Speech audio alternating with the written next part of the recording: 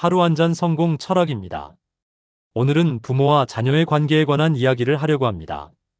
부모와 자녀는 태어날 때부터 이어진 가장 깊은 인연입니다. 그런데 나이가 들수록 자녀가 성인이 되고 부모가 은퇴할 즈음이 되면 이상하리만큼 관계가 소원해졌다고 느끼는 분들이 많습니다. 내가 뭘 그렇게 잘못했을까? 라는 생각도 들고 자식에게 연락 한 통 없을 때 서운함이 밀려옵니다. 하지만 그 관계의 거리감은 누군가의 잘못 때문이 아닐 수 있습니다. 그저 우리가 배워온 사랑의 방식이 달라졌기 때문일 수 있어요.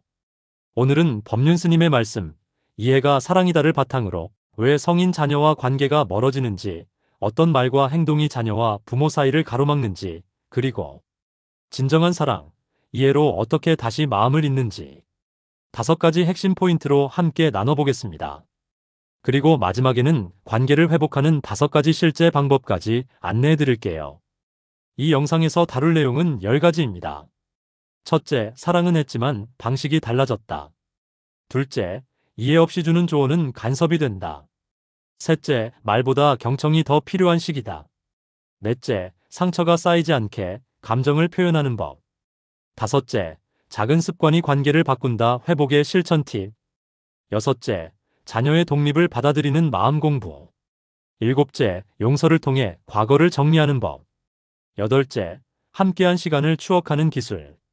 아홉째, 부모 스스로를 위한 자기 치유 루틴. 열째, 관계를 다시 시작하는 대화의 문장들. 이 10가지 이야기를 통해 우리는 자녀와의 관계에서 사랑의 언어를 새롭게 배울 수 있습니다. 첫째, 사랑은 했지만 방식이 달라졌다. 나는 너를 위해 한 일인데 왜 이렇게까지 서운하게 하니? 많은 부모님들이 이렇게 말씀하십니다. 하지만 자녀가 느끼는 건 다를 수 있어요. 부모는 내가 해준 것을 기준으로 사랑을 이야기하지만 자녀는 내가 원하는 방식을 원합니다. 부모가 집을 사주고 돈을 대주고 뒷바라지를 해줘도 자녀는 그게 내가 원했던 방식이 아니야 라고 느낄 수 있는 거죠. 사랑의 진심은 변하지 않았지만 표현 방식이 달랐던 겁니다. 그래서 우리는 사랑을 주는 방식이 아니라 상대가 받는 방식으로 바꾸어야 합니다.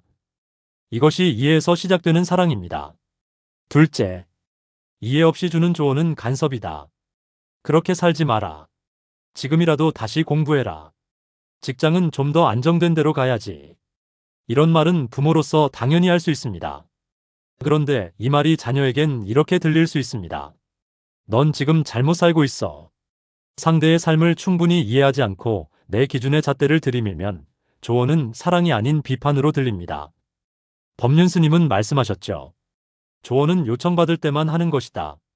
듣고 싶지 않을 때 건네는 조언은 사랑이 아닙니다. 그저 나의 불안을 해소하기 위한 자기만족일 수 있어요. 셋째, 말보다 경청이 필요한 시기. 성인 자녀에게 가장 필요한 건 말이 아닌 들어주는 부모입니다. 많은 자녀들이 이렇게 말합니다. 엄마는 내 얘기를 듣는 게 아니라 자기 얘기만 해. 아빠는 늘 해결하려고만 해. 내 감정을 이해하려 하지 않아. 우리는 들어주는 연습을 해야 합니다.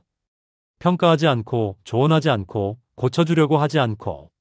그저 그랬구나, 마음이 그랬겠네 한마디면 충분할 때가 많습니다. 들음은 관계의 시작이고 이해의 첫걸음입니다. 넷째, 감정을 누르지 말고 표현하는 법 배우기. 부모 세대는 감정을 표현하기보다는 억누르는 게 미덕이라 배웠습니다. 하지만 그 억눌림은 결국 표출이라는 형태로 때론 말보다 강한 상처로 자녀에게 전해집니다. 엄마는 참아왔는데 넌 왜 못 참니? 라는 말보다 엄마는 그땐 표현을 몰랐어. 지금은 너처럼 말하는 게 더 좋은 것 같아. 라는 말이 더 큰 사랑으로 다가갑니다. 감정을 표현하는 건 약한 것이 아니라 관계를 지키는 성숙한 방법입니다. 다섯째, 작지만 확실한 회복의 실천 팁. 자녀와의 관계 회복은 거창한 변화가 필요하지 않습니다. 아침에 잘 자라는 톡 하나 보내기. 생일의 긴 메시지보다 나의 감정이 담긴 짧은 편지 보내기. 자녀가 좋아하는 음식을 조용히 챙겨주기. 보고 싶다는 감정을 미루지 않고 표현하기. 이런 작은 행동들이 쌓이면 닫혀있던 마음이 서서히 열립니다. 여섯째, 자녀의 독립을 받아들이는 마음 공부. 성인 자녀는 이제 한 사람의 인생을 살아가고 있습니다. 부모의 가치관과는 다를 수 있습니다. 내가 낳은 자식인데 왜 내 말을 안 듣지? 라는 마음은 자연스럽지만 그것이 관계를 어렵게 만들 수 있습니다.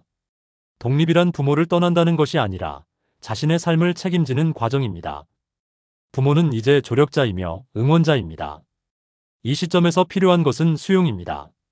자녀가 나와 다르다는 사실을 인정하고 그 다름 속에서도 자녀의 선택을 지지하는 마음이 필요합니다. 이해는 바로 여기서 시작됩니다. 일곱째, 용서를 통해 과거를 정리하는 법. 과거에 주고받은 상처가 관계를 막고 있는 경우도 많습니다. 그 말, 그 표정, 그날의 기억이 지금까지 남아 자녀의 마음을 닫게 만들었을 수도 있죠. 지금 이 순간부터는 과거를 붙잡기보다 용서를 선택해야 합니다. 나 자신을, 그리고 자녀를 용서하는 것입니다. 완벽하지 않은 우리가 서로에게 최선을 다하려 했다는 것만으로도 그때는 최선이었다는 걸 인정하는 겁니다. 미안했다, 그때 널 잘 몰라서. 이 말은 자녀와의 관계를 다시 여는 열쇠입니다. 여덟째, 함께한 시간을 추억하는 기술.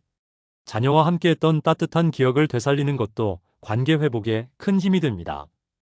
옛 사진을 함께 보며 웃는 시간, 어릴 적 이야기 하나로 공감하는 순간. 이런 추억은 말보다 깊은 교감을 이끌어냅니다. 기억은 마음을 잇는 다리입니다.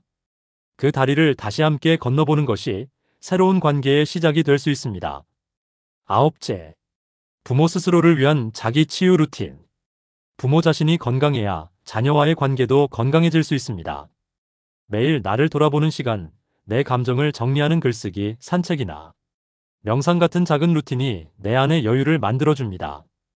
여유가 있어야 자녀의 말도 들리고 감정도 받아들일 수 있게 됩니다. 법륜 스님은 이렇게 말씀하셨죠. 내가 괴로우면 세상도 괴롭다. 내가 평화로우면 세상도 평화롭다. 자녀와의 관계도 결국 나 자신의 마음 상태에서 시작됩니다. 10번째, 관계를 다시 시작하는 대화의 문장들. 너한테 하고 싶은 말이 많았지만 내 마음이 더 궁금했어. 이제는 너의 선택을 믿어보려 해. 우리 천천히 다시 얘기해보자. 이런 문장들은 어색하지만 관계의 문을 다시 열 수 있게 해주는 열쇠입니다. 진심이 담기면 자녀는 압니다. 그리고 마음을 엽니다. 이해가 사랑이다. 이 말은 단순한 철학이 아니라 지금 이 순간 우리가 자녀를 대하는 방식을 바꾸는 행동의 열쇠입니다. 사랑은 내가 해주는 것이 아니라 상대를 있는 그대로 바라보는 것입니다. 사랑은 결코 멀어지지 않습니다. 다만 우리가 이해라는 문을 열면 언제든 다시 따뜻하게 연결될 수 있습니다. 하루 한 잔 성공철학, 오늘도 당신의 하루를 응원합니다. 구독과 좋아요를 눌러주시면 더 좋은 영상으로 만날 수 있습니다. 감사합니다.